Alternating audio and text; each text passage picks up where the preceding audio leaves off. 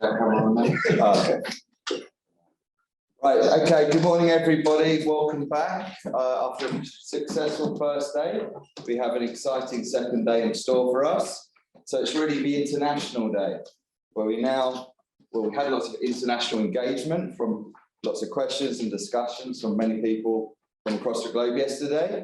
But today it's about hearing from people from across the globe. So we're going to start today with PhD and early career researchers. These from Norway, UK is the two countries which we're presenting in this session.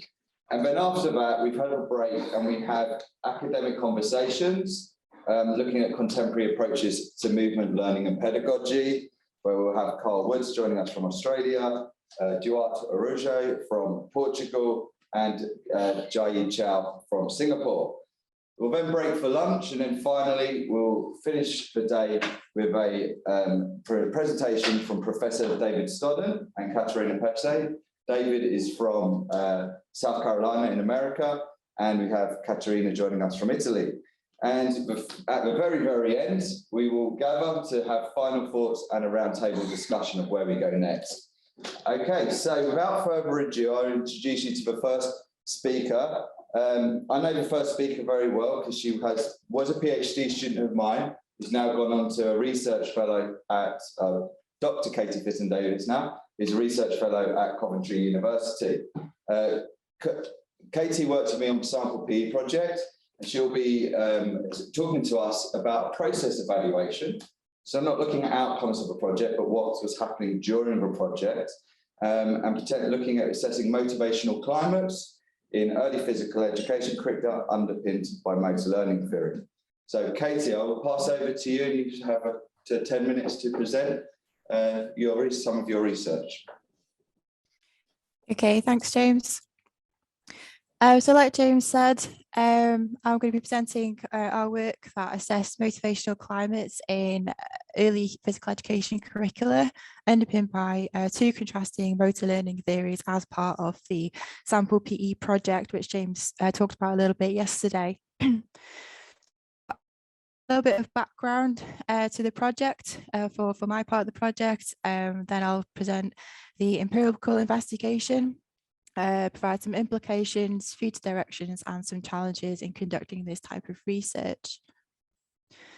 So global government publications recognise the importance of movement motor skills, and like it was said yesterday, this is kind of culminating in a multi-skills kind of technical approach to physical education based on vague assumptions and this has led to a decontextualised practice with little conceptual, philosophical, or empirical proof. This has led to children who are not proficient in a diverse range of movement skills. And so we're thinking, well, if the focus is on fundamental movement skills, and this is what teachers are doing, but children are still not becoming proficient in these movement skills, then something isn't going quite right. And in the Sample PE project, we also underpin with motor learning theory, then this should improve the motor skills of these children. So this is a continuum very similar to the one that Keith Davids presented on yesterday. So this is a continuum of practice design with technical models on the left side and more exploratory movements on the right side. And within the Sample PE project, we concentrated on information processing theory and ecological dynamics because these are very contrasting motor learning theories. Both have shown success in improving movement skills. But I wanted to know, how do they influence motivation? Now, why motivation? Well, motivation drive behind all behaviour. From a self-determination theory's perspective, there are different types of motivation, going from intrinsic, which is a sheer kind of pure joy or inherent satisfaction of taking part in a certain activity, to an external drive driven by things like money, tech time, or fear of punishment, and amotivation, which is a complete lack of motivation. And from a self-determination theory perspective, these types of motivations can be categorized into either autonomous motivation or controlled motivation. Now, time and time again, the research has shown that autonomous motivation or intrinsic motivation leads to a myriad of positive outcomes, such as enjoyment, sustained participation, and increased leisure time physical activity. And how we can create or foster autonomous motivation in children within physical education is through providing an empowering motivational climate. Now, this shows empowering and disempowering motivational climates and what it takes to create these two things. So from the empowering motivational climate side, if a coach provides task-involving, autonomy-supportive and socially supportive behaviours, this will lead to a task goal perspective, a positive autonomy, competence and relatedness, which will lead to autonomous motivation in children and optimal functioning. Whereas if a coach provides ego-involving and controlling behaviours, this creates a disempowering motivational climate, which can lead to ego goal perspective and a compromised sense of autonomy, competence, and relatedness, which then leads to control motivation and worse, amotivation. And this can lead to a compromised functioning. So really, we want to be able to foster an empowering motivational climate in children within physical education. There's some evidence from a determination theory perspective, autonomy supportive environments have successfully promoted moderate to vigorous physical activity during PE in 5 to 11-year-old children. From an achievement goal theory perspective, mastery-oriented climate has improved motor skills in 5 to 10-year-old children and 5 to 6-year-old children. And what the empowering and disempowering framework is an integration of these two primary motivational theories within physical education and sports. So when we look specifically at the integration and the research that's been conducted in that area, we found that more disempowering motivational climates in competition exist in comparison to training. And when you provide an empowering motivational climate specifically, this leads to higher moderate to vigorous physical activity in 9 to 6-year-old children. So the aim of my research was to understand 2 pedagogical approaches through a motivational climate lens, and more specifically to investigate to what extent do 2 PE curricula underpinned by motor learning theory and usual PE practice support the emergence of empowering and disempowering motivational climates. So like Jane said before, this was part of a process evaluation for a wider customized randomized control trial called Sample PE. We had 3 schools in the information processing theory group, 3 schools in the ecological dynamics group, and 3 schools in the control group. We recorded 45 PE lessons over 15 weeks with a stationary GoPro, and coaches wore radio mics. We conducted a pedagogical fidelity check on all PE lessons to make sure that what was being delivered was actually being delivered. 44 of these PE lessons were coded using the multidimensional motivational climate observation system. Now, unfortunately, 45 because there was a mic malfunction. Now, this observation system is underpinned by the framework I presented before, the empowering and disempowering motivational climate framework, which has 2 layers of coding. It has a hierarchical empowering and hierarchical disempowering motivational climate, and these are underpinned by specific environmental dimensions that you can see underneath. So when we investigated the overall empowering and disempowering climates of these PE lessons, we found that all groups were low in their provision of overall disempowering motivational climate, and this was a positive finding. However, we found that ecological dynamics was significantly less disempowering than information processing theory and control. When we looked at the individual environmental dimensions, we found that ecological dynamics provided significantly more autonomy support than control and information processing theory. And that information processing theory provided significantly more structure than control and ecological dynamics. So looking at this continuum again, when we spent 15 weeks in an information processing theory approach, we did find an overall higher disempowering motivational climate, albeit still quite low across the groups.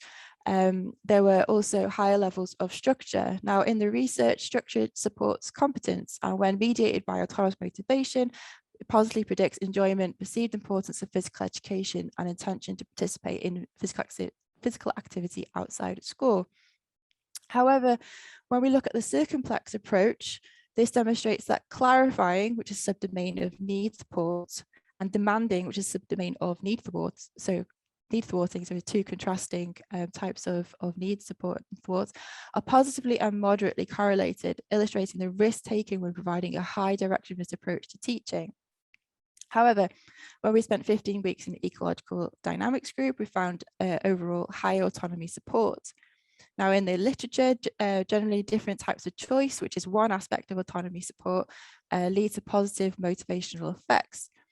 However, children with better motor skills felt more controlled motivation when offered the prospect of choice. This may be because higher skilled children felt pressure to pursue more challenging activities.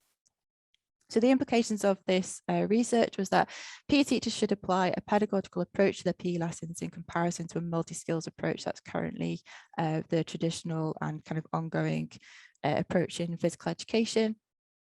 PE teachers should provide opportunities for volition and choice in the lessons, but should be mindful of its application in accordance to children's skill level.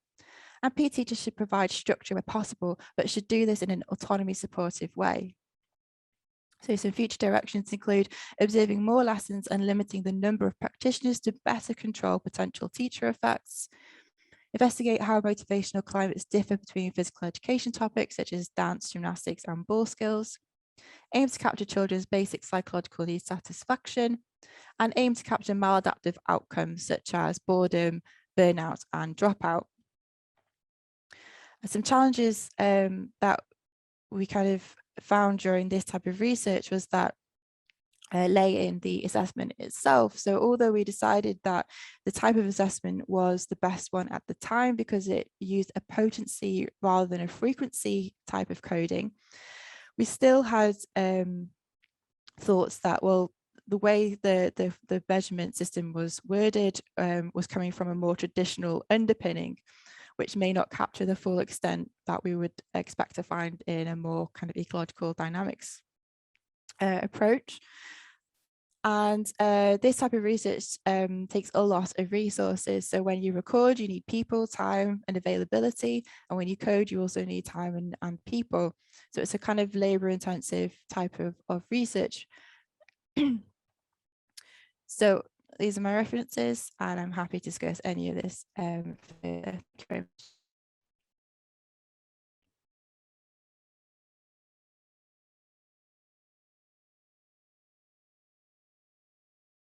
In about 10 minutes. We'll come straight now to Ben, and we'll do 15 minutes of questions after free presentations, so I'm sure there are plenty. Thanks again, Katie. So now we have Ben Strafford. Ben is from Sheffield, Hallam, and I'll pass over to him and he will explain to us what he's going to be presenting today. Hello, thanks for that, James. Welcome. Good morning from a sunny Sheffield in the UK. So yeah, James introduced me. I'm Ben Strafford. I'm a doctoral researcher in the Sport Research Centre at Sheffield Hallam, supervised by Professor Davis, Joe Stone, Jamie North. And today I want to spend some time discussing with you my final study of the PhD, which looked at the feasibility of integrating parkour-style training into practice through a Delphi methodology. So, consistent with proposals outlined in the athletic skills model and non-linear pedagogy, our previous research has propositioned parkour-style training as a donor sport to promote physical and psychological development in team sport athletes, proposing that it is a vehicle or an alternative to early sport specialisation methods for athlete development, which do tend to oversize the rehearsal of technical movement patterns in traditional drill-based practice. So more recently, researchers have begun to address how parkour-style training might be integrated into team sport practice routines as a donor sport using coach experiential knowledge, so in our 2020 and 2021 study, and field-based research in our 2021 study in EJSS. So the experiential knowledge, the rich experiential knowledge from parkour trainers sampled in our 2020 paper emphasised that indoor parkour environments should promote creative movement behaviours to psychologically and physically condition athletes by providing heightened opportunities to acquire functional movement skills. And they also recommended how to design indoor practice landscapes in terms of keeping them modular with block and bar installations that can be manipulated to alter task difficulty. And we went on then to use those recommendations environment in the field-based study which supported the experiential knowledge from parkour dresseurs and suggested that parkour speed runs are supported by functional movement skills, specifically arm swinging, jumping and running, and conditions of movements, agility, all of which encapsulate basic motor properties, speed and strength. So we can do research, field-based research, experiential research all the time, but we need to develop clearer practitioner understanding to ensure that we can integrate parkour style training long term and not see it as a fad. So we did sort to address this by interviewing talent development and strength and conditioning coaches on their perceptions of parkour and how they would integrate it. So coaches in that study viewed parkour as a supplementary activity that can be inclusive of obstacle courses with or without specific elements, as long as they use traditional gym equipment or soft play equipment and scale the parkour activities relative to age and skill level. Coaches also suggest that for successful integration, they should integrate parkour coach opportunities. However, this experiential knowledge can't gain or provide recommendations alone. We have to get consensus. So the aim of the study that I'm going to present today was via a Delphi method to acquire expert opinion on the feasibility of integrating parkour style training into team sport practice routines and establish a framework for integrating parkour style training into practice. So what did we do? We conducted an online Delphi study that contained 3 iterative rounds, and for all rounds, participants included and completed an ad hoc questionnaire, which was administered via Qualtrics. And to ensure rigor in the Delphi process, we decided on the inclusion and exclusion criteria prior to taking part in the study, and we were guided by a pragmatic approach. So panel demographics are outlined in Table 1, and the talent development or strength and conditioning coaches that took part in this study had to have at least 3 years of parkour, 3 years of experience working in their sport and relevant accreditation or university degrees. So out of 53 people that were invited, 24 completed round 1, 21 completed round 2, and 20 completed round 3. And ethics was granted and participants provided informed consent before taking part. So you can see here the flow chart of the detailed Delphi process is outlined, and I'm happy to discuss this further and how we've come about making decisions. So in round 1, we gave the participants open-ended questions based on parkour research and concepts related to ecological dynamics theory, split into 4 categories. So general perceptions of parkour, potential applications of parkour, and creating an inclusive learning environment. And we then analysed these using a 2-stage reflexive analysis to develop 78 short statements for round 2, in which participants rated them on a 4-point Likert scale of either strongly agree, agree, disagree, strongly disagree, or don't know. And then athletes, after we processed them, received the same questions again in round 3, but this time with their answer and the group responses to give them an opportunity to change their answers if they wanted to, so we could acquire consensus. And to ensure that our findings are based on reliable data, we use the stability procedure outlined in Vogel, which basically suggests that a statement can only reach consensus if the percentage agreement between or disagreement between rounds doesn't go above 10%. So this just provides a result summary on this slide in terms of the amount of proportion of statements that reached consensus, and this is just typical of a Delphi study, and this will be available in the paper when it hopefully is published.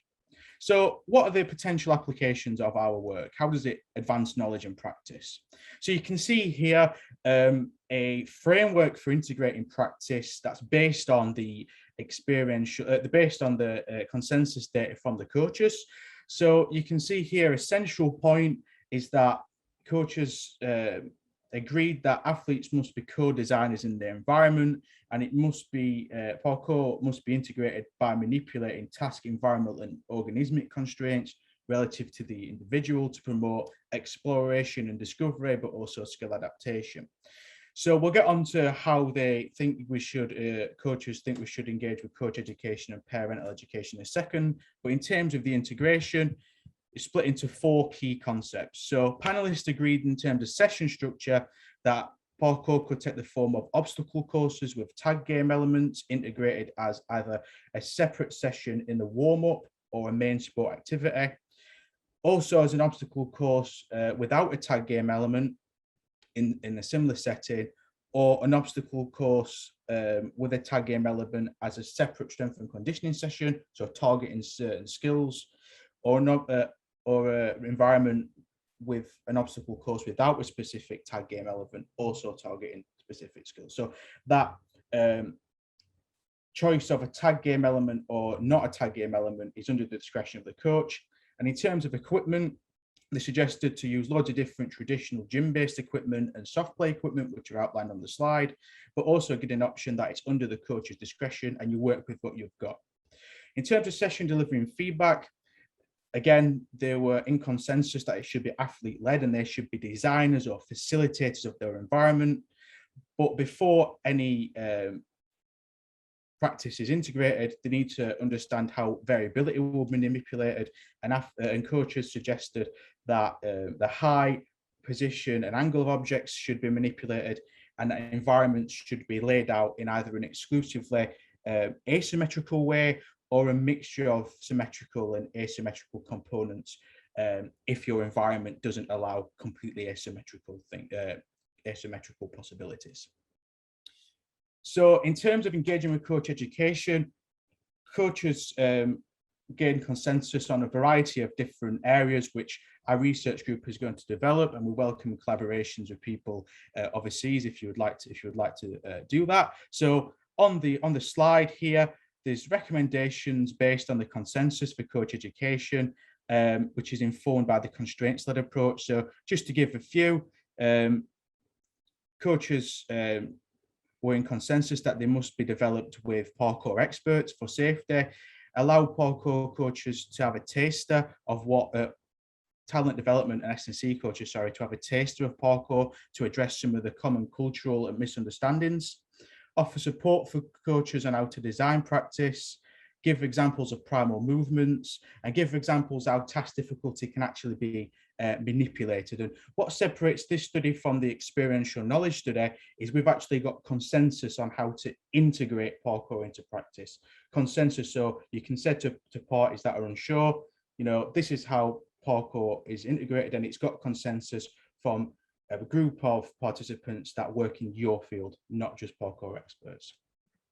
So one key area which was quite surprising but is very interesting is coaches were in consensus that parents should be involved in the design process, and they should also be facilitators of learning, and how it's really important to emphasize the added value of parkour style activities and give parents opportunities to ask questions through a forum style approach. And again, this is something we're going to build on in future research to look at really, is this recommendation by coaches actually useful, and research from pedagogical science suggests it can be.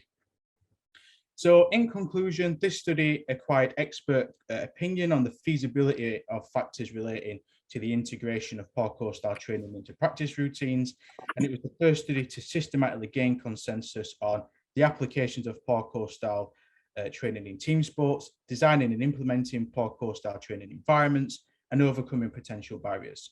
So informed by the study findings, we now have a set of design principles for integrating parkour style training as outlined in the manuscript that's currently under review, but also the figures that I presented. So future research should look to use these findings from the consensus-based study to integrate parkour style practice into intervention studies, and we could run similar designs to what the previous presentation ran in terms of the research design. So that's my presentation, and my email and Twitter was on the welcome slide, and I welcome any questions after the following presentation in the forum that James outlined. Thank you.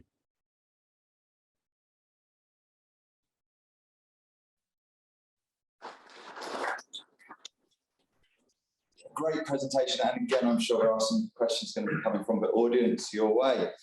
Next up, we have Matteo Crotti, or Dr. Matteo Crotti from Italy. Again, he was a PhD student with me on sample PE, and I'll let him explain what he was looking at. Perfect. Let me share the screen. Okay. Good morning, everybody from here from Italy. I'm Matteo Crotti, as James said before, and today I'll be presenting data about one of our articles about physical activity and teaching practices during physical education approaches, physical education lessons guided by different pedagogical approaches. So the study that I'm going to present today is part, and the results are part of the Sample P project process evaluation. And we assess physical activity of children, teaching practices in physical education because the amount of physical activity of the children and the teacher practices could have an impact on the main outcome of the Sample P project randomized controlled trial, which was movement competence development. So we wanted to see how the different interventions and group within the Sample P project randomized controlled trial were in terms of physical activity and teacher practices. So the randomized controlled trial of the Sample P project included 3 groups. One group received an intervention guided in physical education, guided by linear pedagogy, which is based on the information processing theories about movement learning, and it's very much a traditional direct instruction approach to physical education. Another group in the trial received a nonlinear pedagogy intervention in physical education, so guided by ecological dynamics theories and a child-centered approach and movement exploration and functional movement exploration for children in physical education. And then we had also a group of children like keeping doing physical education as normal, and teachers maintaining their normal delivery of physical education. So I collected data in a subsample of the Sample P project, including 162 children. So as I said, there were 2 intervention groups, one receiving linear pedagogy, one non-linear pedagogy, and a control group not receiving any intervention. All the groups were so the intervention received the intervention for 15 weeks, including 30 physical education lessons, and also the control group engaged in 30 lessons as normal over the same amount of time. And our intervention were delivered by 5 physical education, 5 sport coaches that we trained to deliver the interventions. I collected data about physical activity and the teaching practices of the teachers within 3 lessons, 3 physical education lessons in every class within the project. And we were meant to collect data about 45 lessons, but we couldn't collect data in one of the lessons for data collection issues with the cameras. So I used with microphones, not with cameras, sorry. I used the accelerometers to assess the moderate to rigorous physical activity of the children during the physical education lessons. And during the lesson where I assessed children's physical activity, we recorded the lesson with video cameras, and I used the systematic observation tool to measure teacher practices. And in particular, today I will talk about lesson context, activity contents, and teacher behaviors practices during physical education. And what we found, here are the results about physical activity, is that actually the different pedagogical approaches were not associated with differences in both minutes of moderate to vigorous physical activity in children or percentage of moderate to vigorous physical activity in during physical education. So the pedagogy used in physical education were not a predictor of the activity during physical education, while other variables in line with previous research were in predictors of physical activity during lessons, such as the sex of the children, so with females being less active, lesson content, lesson environment, lesson duration. But interestingly, the stronger predictor of physical activity during physical education were teachers. So basically, the teacher were strongly was a variable was strongly predictive of the physical activity of the children, meaning that the capacity of the teacher to promote physical activity is a key predictor of physical activity during physical education. And now we go on the teaching practices during physical education, which is very interesting, because here we see that very interestingly, in the control group, the teacher allocated significant more time in management teaching practices compared to the linear and non-linear pedagogy approach, meaning that they spent more time in between the activities in organizing in content that was not actually motor learning. And interesting again is that in non-linear pedagogy approach, we see teacher spending less time in explaining the activities, while more knowledge time was allocated in the other groups. And again, we see this reflected in the motor content time, because in non-linear pedagogy approach, teacher allocated a significant higher amount of time to movement and activities, so motor content, compared to the other groups. And also the linear pedagogy approach presented more motor content compared to the control group. And within the motor content time, there were also other interesting differences. No differences in terms of fitness activities. That is not a key part of this age group, which was 5 to 6 years old children. And but as we expected, the linear pedagogy approach presented a vastly higher amount of skill practice, so drill practice, practicing the skills during physical education, and that this kind of practice in physical education was almost never observed in the nonlinear approach.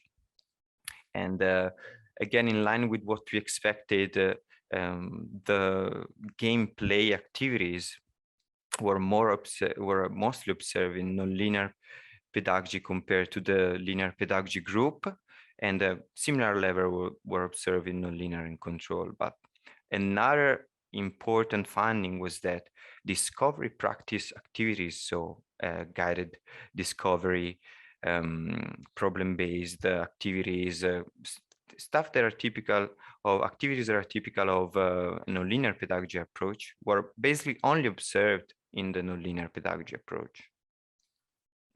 As for other aspect of the activities, we did find differences in the way activities were organized in terms of groups numbers.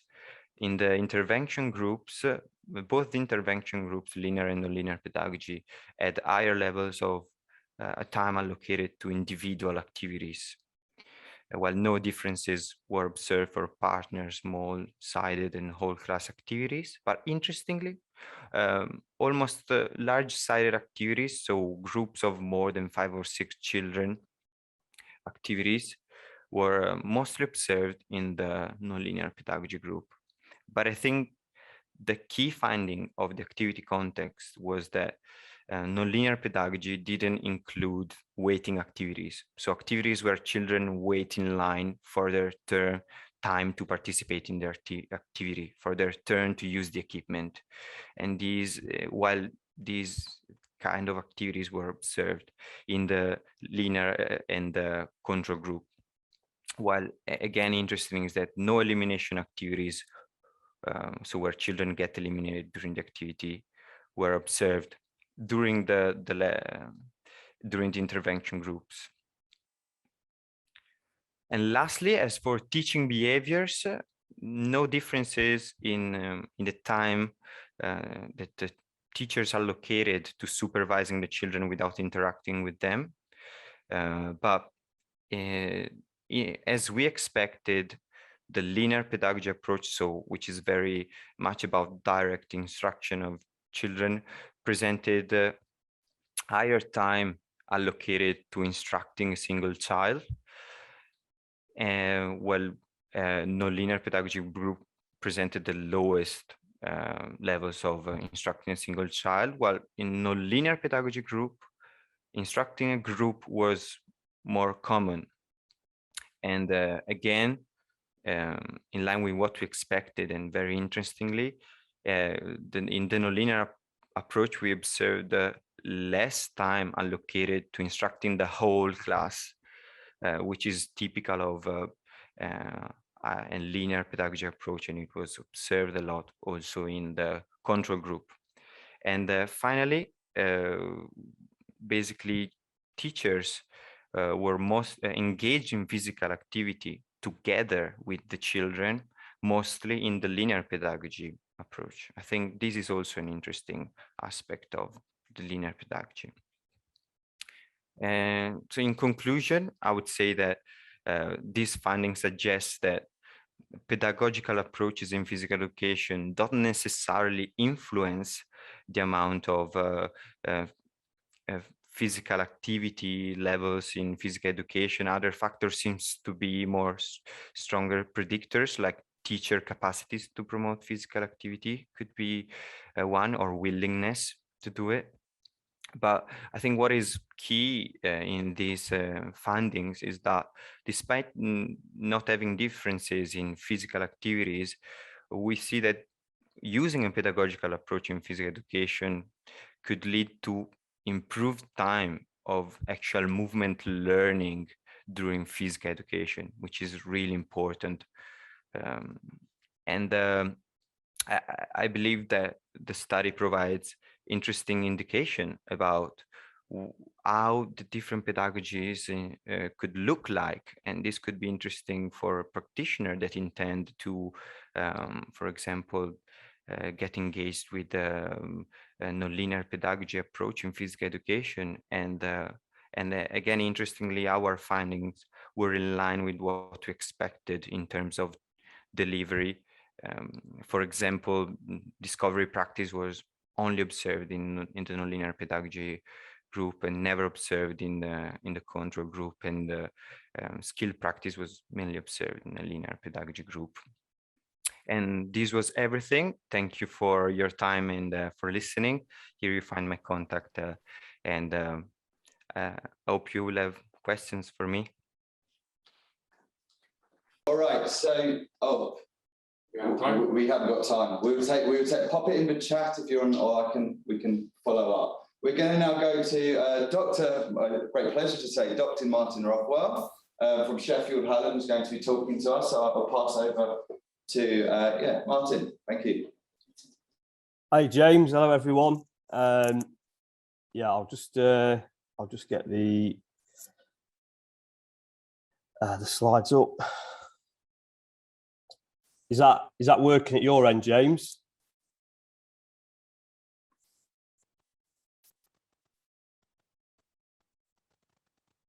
Is that all good, James? Yeah, Martin, you can see it, mate. All right, cheers, thanks.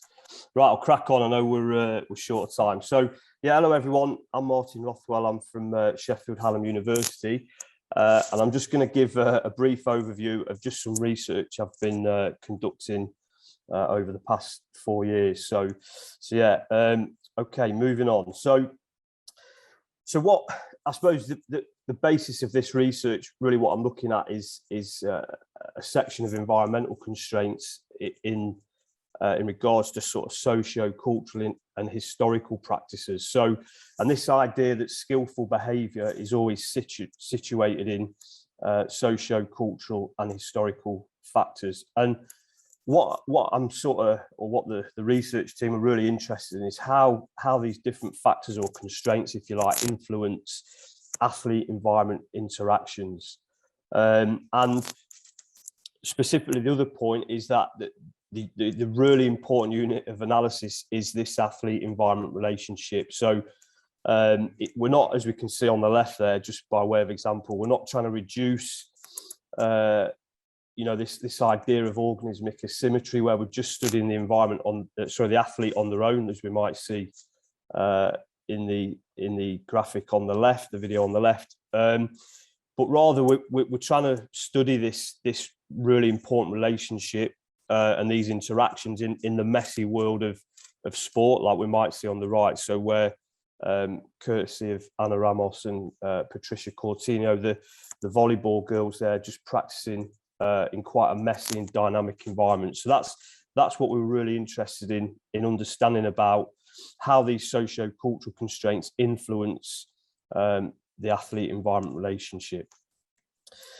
Okay, so just sort of a bit of the current picture. So what we know in terms of sort of socio-cultural practices is there is a growing body of research that's identifying these normative practices.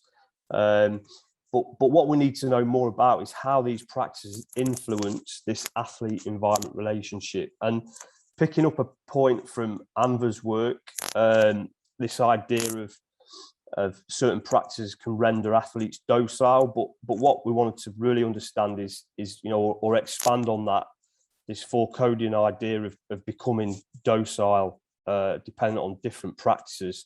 So to do that, we used within an ecological dynamics framework, we used Gibson's theory of affordances to understand that.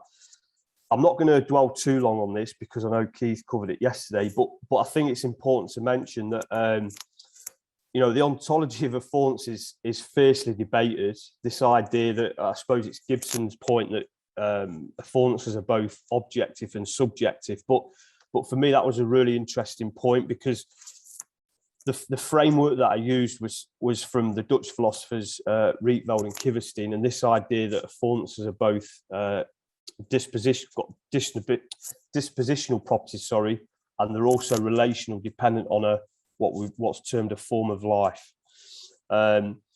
So that's a sort of framework that I aim to research this through and to understand how people engage or were solicited by different affordances dependent on the socio-cultural practices.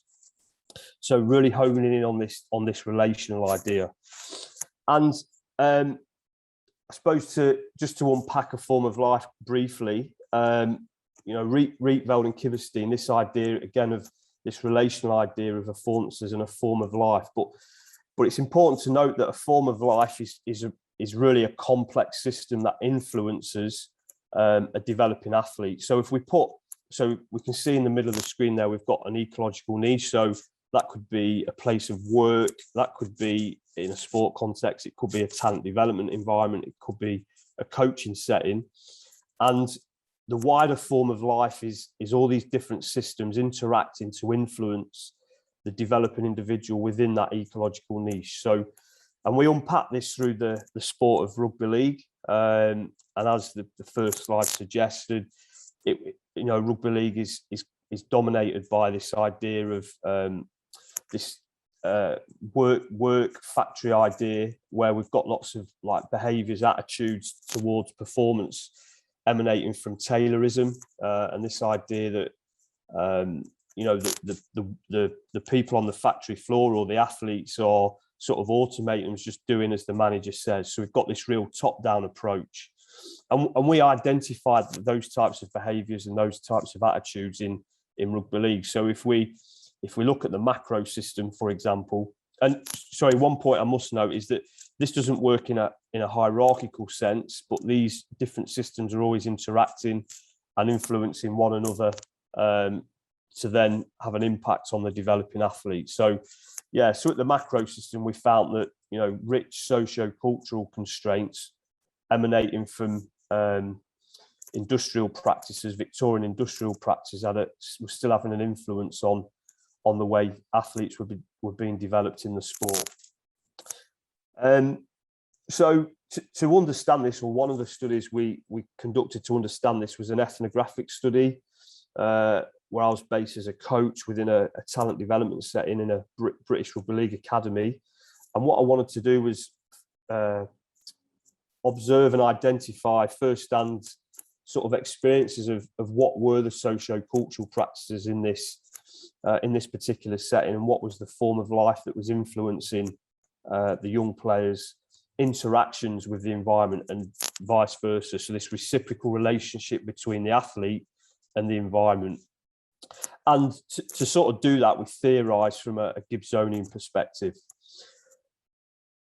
And the results, so if we look down the right-hand side, where we've got socio-cultural practices, starting with that. So yeah, these down the right-hand side there, they were the dominant sort of influences that we were looking at on the environment. So over the 10 months, what I sort of realised was that the socio-cultural practices were disciplined behaviour and masculinity that played a huge, or had a major impact on the coach's beliefs, and also how the players replicated and reproduced these behaviours to conform, to fit into the environment, because ultimately the coaches were the gatekeepers of their development or their future progression within that environment.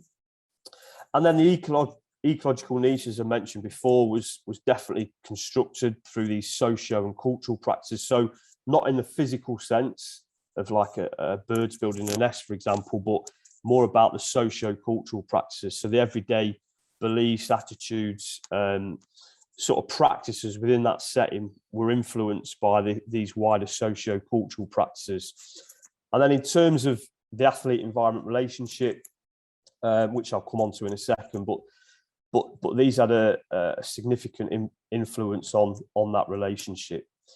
So in terms of applied implications, so from a practice design perspective, there was, and sort of Keith alluded to this idea of specifying, non-specified information yesterday, but we saw lots of practice that perhaps what we might see on the left there, where there's lots of non-specified information that were directly influenced by these attitudes and beliefs towards athlete development and coaching.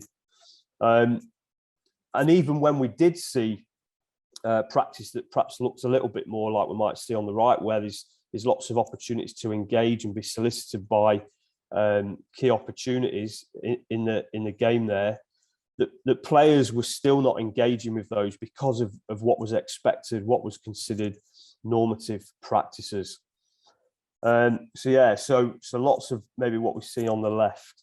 And just to further sort of explain about that, so if we put the players or the athletes at the centre of that, so if we look on the right-hand side, so there was what we would call socio-cultural affordances, lots of non-specified information. Well, players were actually solicited more towards those types of affordances. So examples could be reproducing optimal movements, these idea of there's a very set way to pass a ball or tackle a player or kick the ball or move, just some basic movement competencies.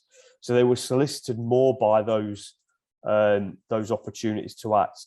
And as I said before, even when practice was set up to probably more game-based type activities, players were not solicited by these rich opportunities, this rich landscape of affordances in that practice.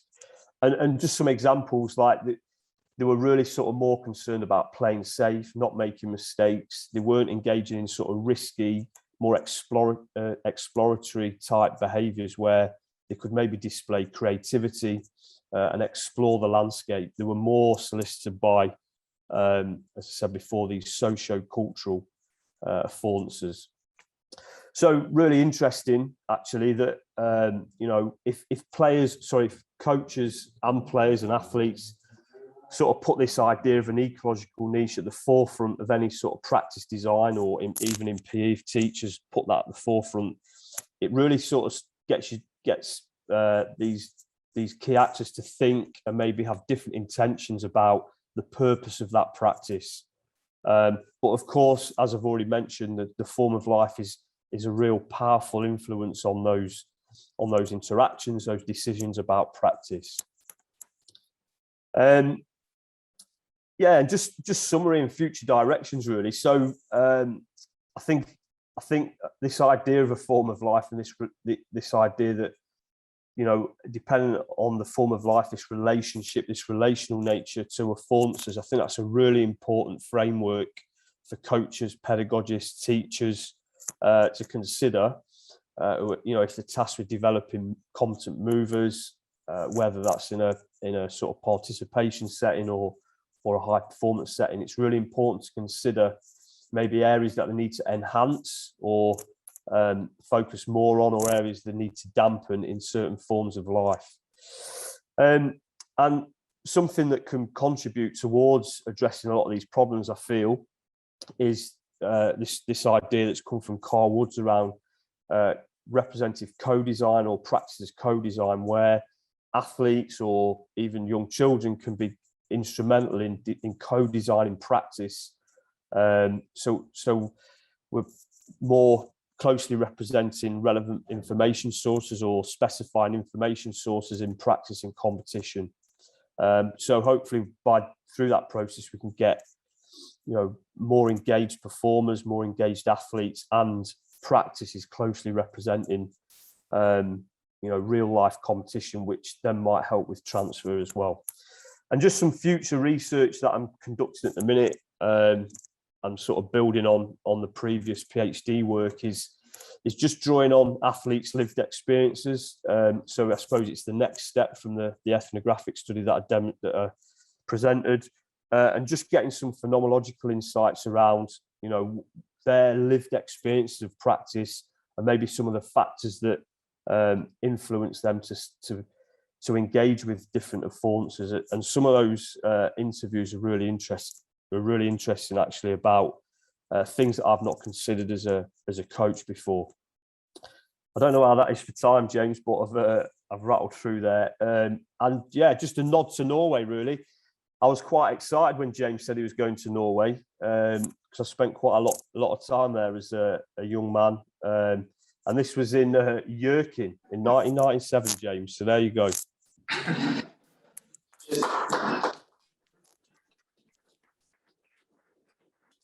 Cheers, Martin. I look forward for us doing that again in the not too distant future. But no, terrific presentation there. So we're going to go straight on, and we'll have questions again after the following two presentations. Next, we have Laura O'Callaghan. Laura is currently a PhD student of mine, currently at Liverpool John Moores University. Potentially may come join me here at Norwegian University School of Sports Sciences. Okay, so Laura, I will pass over to you. Thank you very much. Brilliant, thanks, James. Can everybody hear me okay? Just give me a thumbs up. Yeah, great. Okay, I'll just share this, start the slideshow, bear with me. Okay, so as ever, James sets me the challenge with the title to try and capture some of the discussion in our first paper. So this morning I'm going to look at the importance of explorative movements to wider brain development, and taking results from our first study as part of the Sample P project. So looking at children's cognitive functions aged 5 to 6 years. It was the first stage of assessment as part of that project. So I'd just like to point out the picture, the visual that I've used throughout my slides today for inspiration. It's the dense neural networks of a newborn baby, taken from a large European study by an Oxford group that looks at connectomes, so systems of neural pathways in the brain, and considers them collectively, which is an important point I'm going to try and emphasize today. So the role of the brain. I think this is a really important point, and it's really interesting that we seem to get it right at the newborn stage, and considering the brain and its role in learning, exploring and adapting.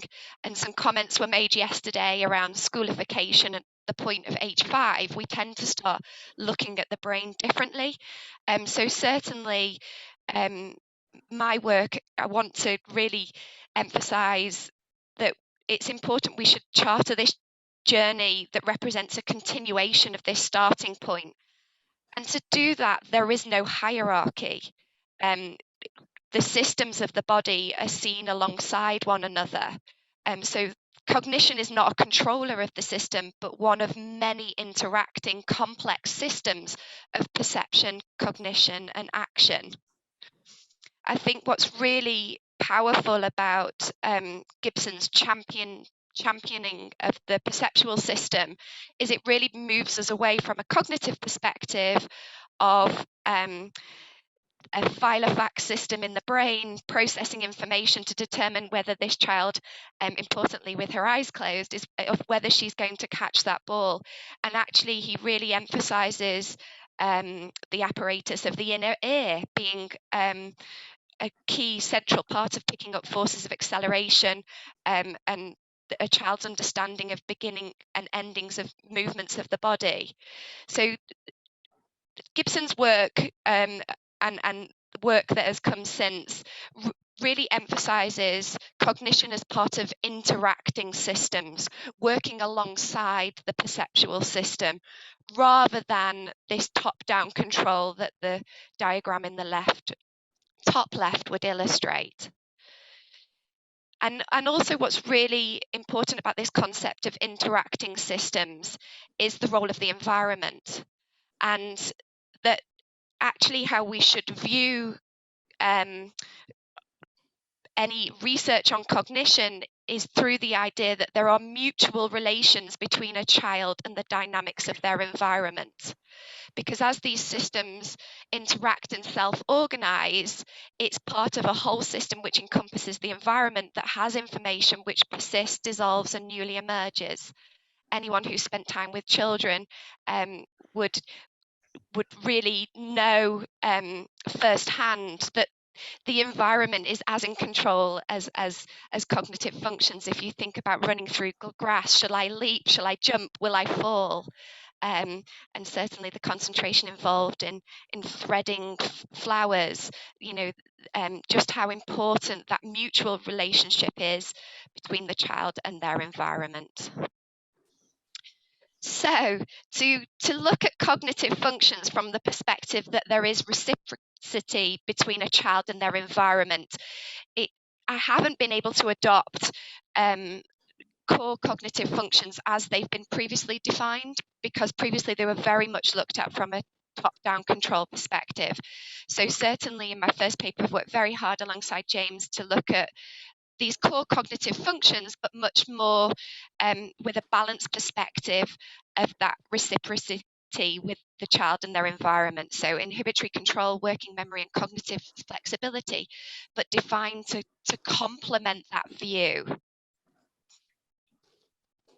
Okay, so a real focus in sample PE, particularly from a cognitive perspective and all the variables that we did look at, is the children we focused upon in the project were living in areas of high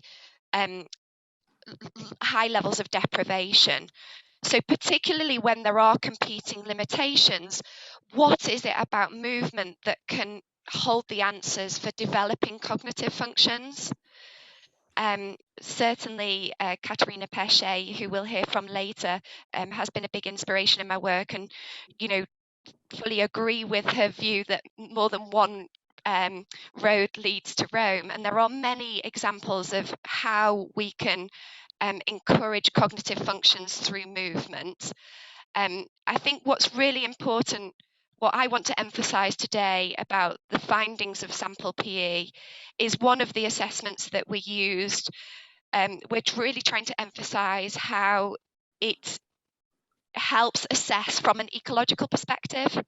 So if you're going to assess children's movement from an ecological perspective to understand the relationship with cognitive function, we have to be assessing effectively, and it will standardize the informationally rich task and environment factors within that assessment, but it'll allow children the opportunity to explore functional outcomes.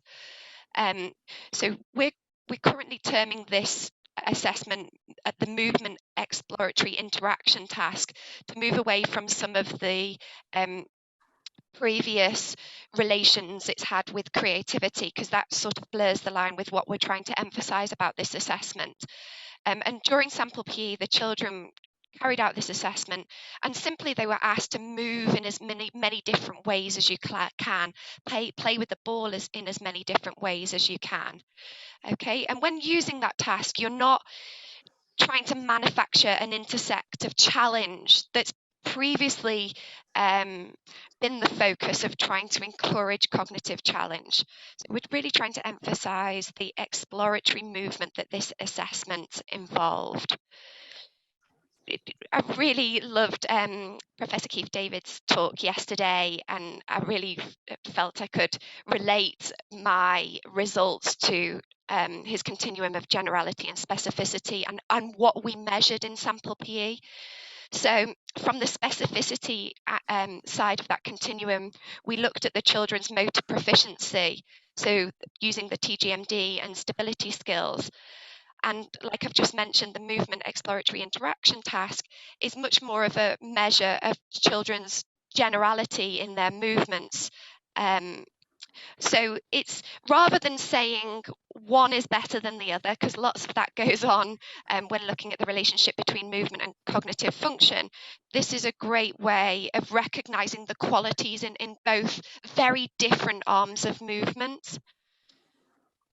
So to give you a visual of our findings, I've purposely not to this point identified that we measured dose, Matteo's very hard work as part of the project, looking at the amount of physical activity that the children did. We saw absolutely no association with physical activity and the children's cognitive functions as a predictor in the model. Expectedly demographics, so gender in particular, was a significant predictor of the children's cognitive functions. But you can see importantly, and certainly making that contrast between dose and quality, it was the motor proficiency and the children's motor exploratory interaction assessment that had a much more significant strength in the model as a predictor of cognitive functions. And just a note at the bottom, looking at the values, the motor exploratory interaction assessment had a slightly marginally higher score than the motor proficiency score as a predictor of cognitive functions amongst these children. Okay, so this was a very exciting result for James and I. So what is my cross-section results indicating then? Again, if I go back to this continuum that Keith presented yesterday, by looking at the complement and not saying is it one or the other, and the identification that both areas of children's specificity of movement and an assessment of generality of movement were strong predictors of cognitive function. It indicates the importance of nonlinear pedagogy, which I suggest sits somewhere in the center of this continuum and complements both elements of children's movement using this continuum. So we would expect nonlinear pedagogy based on our baseline results to be a really strong way of supporting children's cognitive functions within this age group. And we're less hopeful from the linear pedagogy perspective because it sits too high up the continuum of specificity of movement.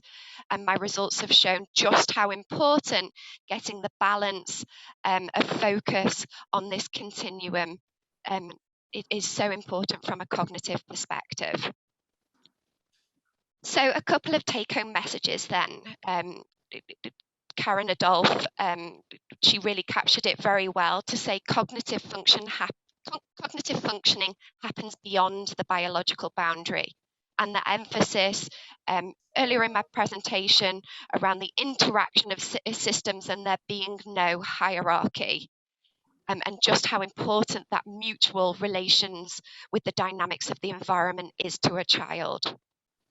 So an ecologically derived assessment is going to require children to explore the constraints of a task and corresponding environment so that they generate information to discover novel and diverse movements. And absolutely what my results are emphasizing is that a child needs to feel empowered to navigate, explore and problem solve, rather than develop an over-reliance on instruction or avoidance of opportunities to explore and make emergent decisions. And this leads to functional, individual level adaptations of a whole system and the complement of systems of cognition, perception and action. Thanks very much. I hope I've done okay with time there. Thank you very much, Katie. So we have one more presentation now, which is a live, Laura, goodness me. So thank you so much, Laura, for a wonderful presentation. I'm sure we all have some questions. I also just want to say on the sample PE, we had a very large team. We had 3 incredibly gifted PhD students, but alongside that, we collaborated with academics across the world. So it was really a great team effort. And I also should say a special thank you to Dr. Lawrence Foweber, who led this project with me. So he was, again, instrumental in this. Next up, we have John. So John is from Norwegian School of, NTNU, so the Norwegian University of Science and Technology. He's going to be here today to speak about swimming skills amongst Norwegian 4th graders. So I will pass over and welcome John up. So he's going to be a live presentation.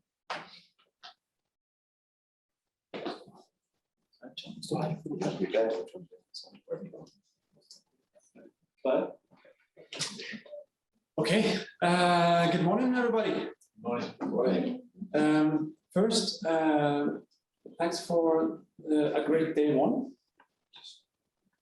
Yes, that is fine. Sound okay? Yeah, perfect. Good. Yeah, thanks for a great day 1. Really interesting. And second, thanks for inviting me here to talk about my ongoing PhD research. As you can see, I'm from the NTNU, Norwegian University of Science and Technology, and I belong to the Department of Teacher Education. And this project is about swimming. It's about swimming in the Norwegian schools, and the project is supervised by Monica Haga and Håvard Loros, who is here right now, and also had a presentation yesterday. So, research in progress. All the other PhD presentation also included results. I'm quite early in my process, so I'm not gonna talk about any results because I don't have that. But I can talk a little bit about what I've been doing so far and a little bit what I'm thinking about doing in the future. So it's research in progress, and let's see if it's gonna sink or float. It depends on my daily mood, I think. So a little backdrop. I'm working at the teacher education for a couple of years, and in the recent years, especially the 5, 6, 7 last years, swimming ability, swimming skills, and those kind of topics are emphasized really strongly in the Norwegian curriculum. So this was a collision between my own interests and also aims for the curriculum. And swimming ability. When are you considered a swimmer? What is a swimmer? There's no global consensus about this. It's probably 10 different opinions just in this room. But I've been looking a little bit into this. When can you be considered a swimmer? And it depends on the lenses you got on. If you got the sports lenses, a swimmer is probably a person or an individual getting passed forward in the water. When it comes to drowning prevention, which is another topic, that could be something different.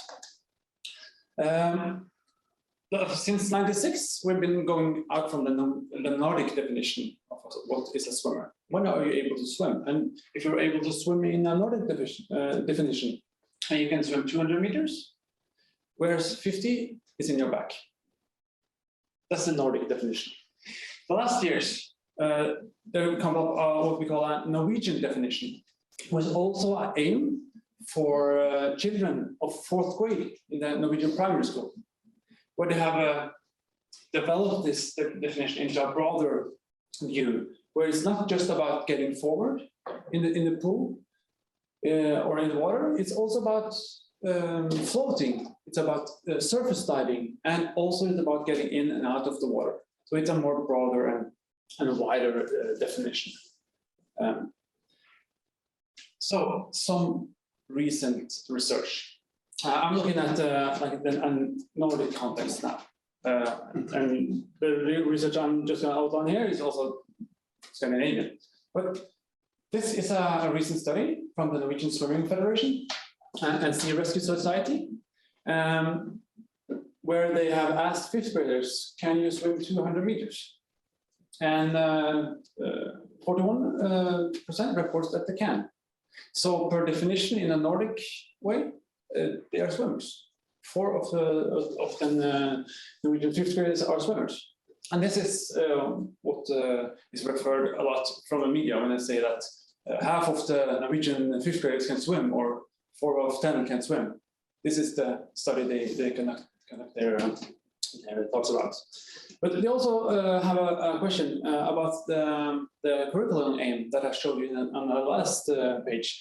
And 39% reports that they can accomplish this aim. Yeah.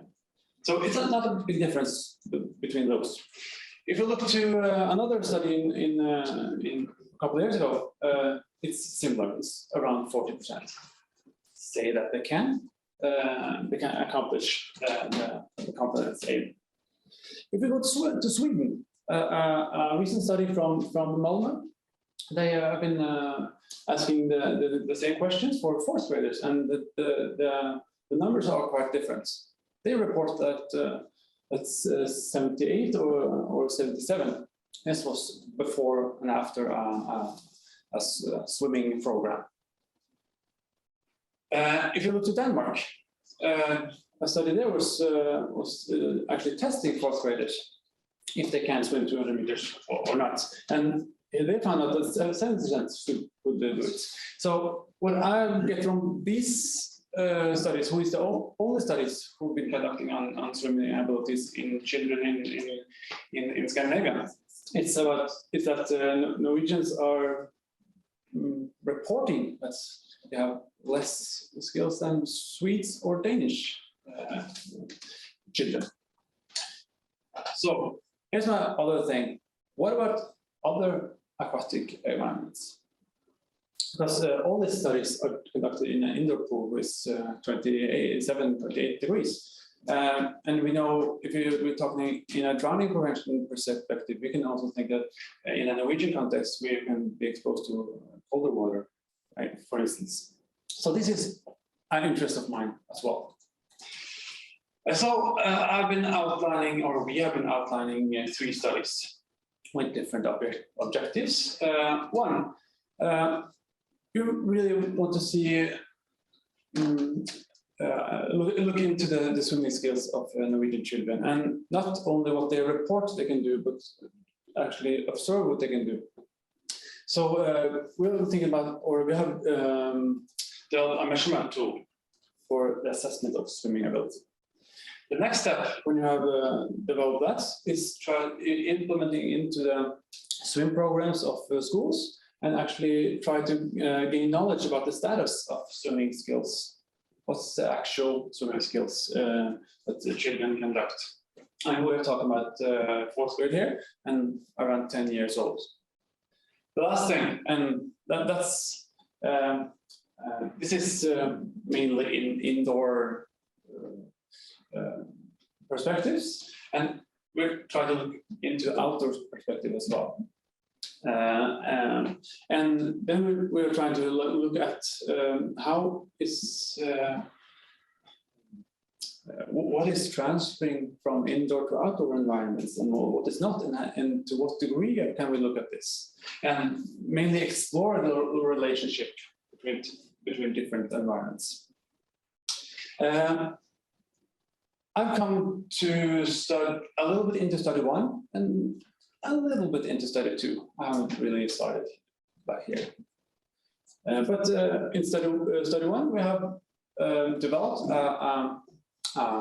observational tool where we can observe, we can scale swimming skills for children in a way, and different procedures, and also register them on a form like this. And the tentative research partner, what are valid and reliable measures on swimming skills in an indoor swimming pool based on a Norwegian definition of swimming ability. And here we are into the terms validity and reliability.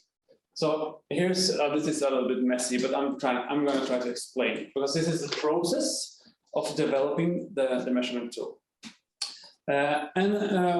What's talked about by Ben earlier this morning was the Delphi method. And we also tried to use the Delphi method, but also in a more modified way. So the first thing we did is to recruit participants. I've been recruiting 3 quite large municipalities in Norway into this project.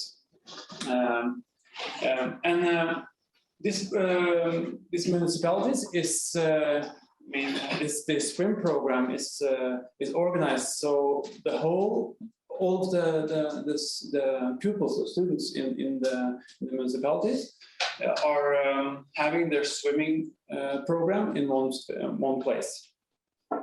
So they're bussed in and doing all these activities at the same place and with the same instructors. And the instructors are also my co-researchers in this. We're looking at like what we call logical or face validity, and since this is outlined in the curriculum, we can also look at this is valid by a sort of definition, because it's outlined quite namely. It's and here comes the Delphi method. The municipalities that we recruited are all participating in the development of this measurement tool. Because it's also an important thing here that they are able to actually use it in a large-scale swimming program. And the Delphi method, as I said, was a little modified. It didn't follow all the steps regularly, but it was. I was having like background surveys. We had the workshops where we invited all the municipalities in to try to find a consensus on how can we scale the different swimming skills. How can we scale swimming skills on the back, on the front? How can we scale people that are gonna dive or float and get in and out of the pool? So after the workshop, we find a first draft. Or I was coming up with the first draft that we looked at the workshop, and then we were making a second draft and getting feedback from the internal, I call it experts. When we had the second draft conducted, we were sending it out to experts. When I was expert, I mean external experts in Norway. So we're sending out to 20, but 15 was answering, and they were responding to this measurement tool. And afterwards, we find a final draft, who also was putting into action in a pilot, also a short pilot study to see how is the feasibility of this tool. So this was more like that subjective entrance to validity. So now my job is to also look at the more objective measurements of validity. I'm right here now in the process, and we got all this left. And that's is looking at the sensitivity of change. So we conducted we conducted the tests before, and we're going to conduct it after and see how is the sensitivity to change during our swim program. We're also going to look at the retest reliability to see the stability in it. An important thing here is also the integrator and introverter reliability, because there are different instructors that are going to register skills from the children. So it's important also that there's a kind of stability in how they're marking the different skill sets, and also that the same person are marking with consistency. So this is the process of looking at the ability and reliability of the swimming tests. The next thing is to put it into action in more large scale. So here's the municipalities that we recruited, and as you can see, it's quite a lot of children going through this. We're looking at the competence aim after 4th grade, and the swimming program is something they do in school, and also the end result of the swimming program, where they're testing the skills that they acquire. It's also something that's drawn into the Educational Act, so that's something they have to do in one way anyway. The only thing that we're changed is that we're trying to do it in the same way. This is they have different models, so they're on different times when they're conducting this test. Because let's say Tromsø they're swimming once a week, a year, and then have a test in events. While Trondheim is more like a block work on a shorter period, where a more intensive program in 5 or 6 weeks, and then they have an end test. So it's going to be really interesting to see how this plays out. It starts have started, and it's end next year in May, and they have the full results of the study. So the core researchers, as I said, is the instructors in the different municipalities who's been helping with developing the measurement tool. They also have training in using it, and they also carried out the tests and register. So they helped me a lot with this. That was really the thing, because the third study hasn't really been rolled out in any way yet, so I can't say much about it. There's some references if you want to look at those. And that was Spanish.